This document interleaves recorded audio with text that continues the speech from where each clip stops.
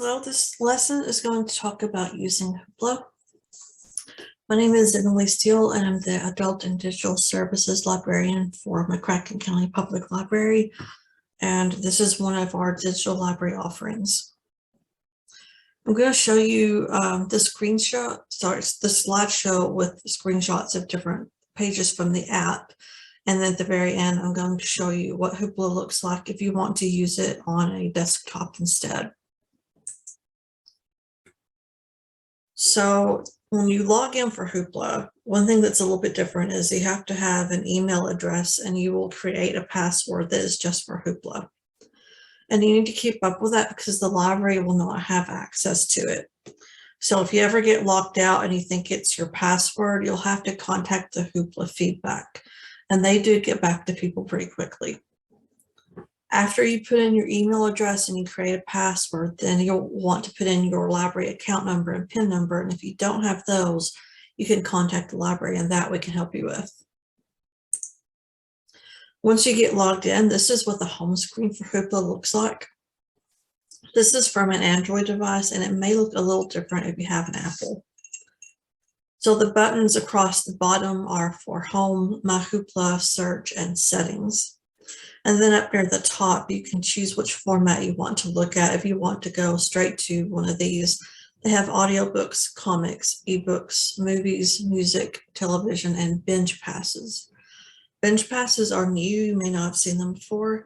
You can use them to borrow magazines or access great courses. So a binge pass is 7 days to either one of those things.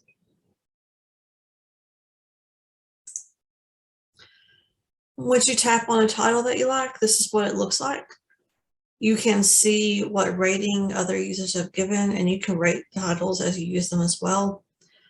This tells you when it came out, how long it will take to listen to it. You can share a title with someone. The blue button is how you borrow it. And then the little heart, if you click on that, it will favorite this title. And we're going to look at how you can access your favorites in the next slide. This is a book, so the default is to borrow it for 21 days.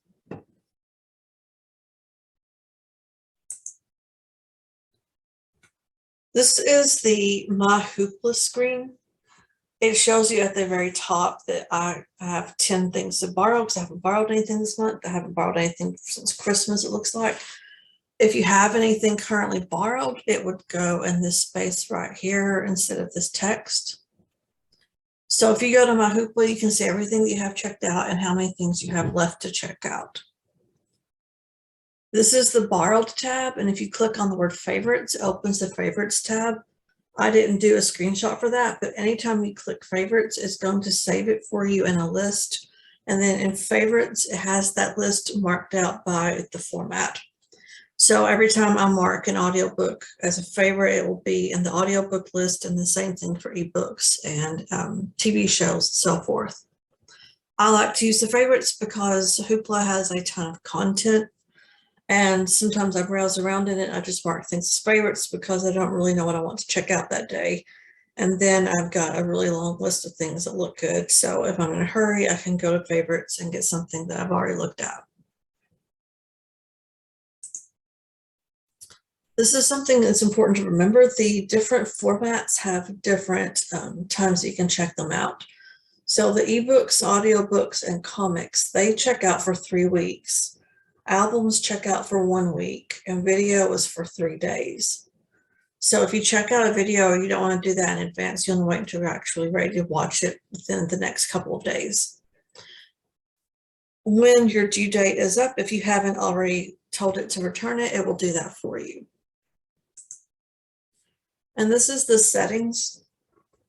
This is something that you can pretty much leave alone if you don't want to look at it.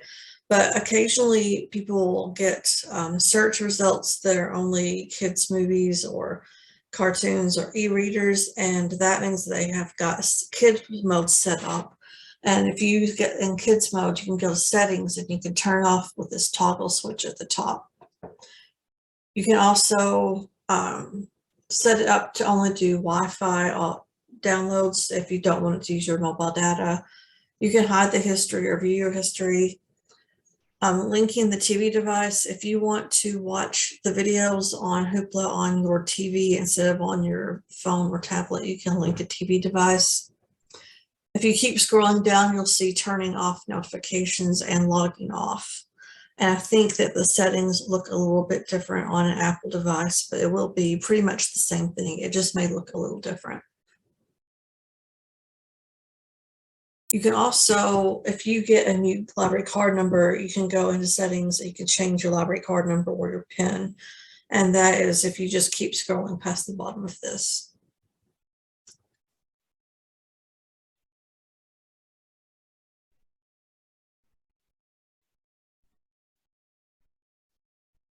Okay, I'm going to show you what Hoopla looks like on the desktop. And the first thing is, this is our webpage, the Crackling County Public Library. It's mclib.net. And if you go there, you can just click the Hoopla link on our website. If you wanted to, you can go straight to hoopladigital.com. They actually have a pretty easy URL. So the page looks quite a bit like it does on the app. There are little like ads that they have for different collections or different titles.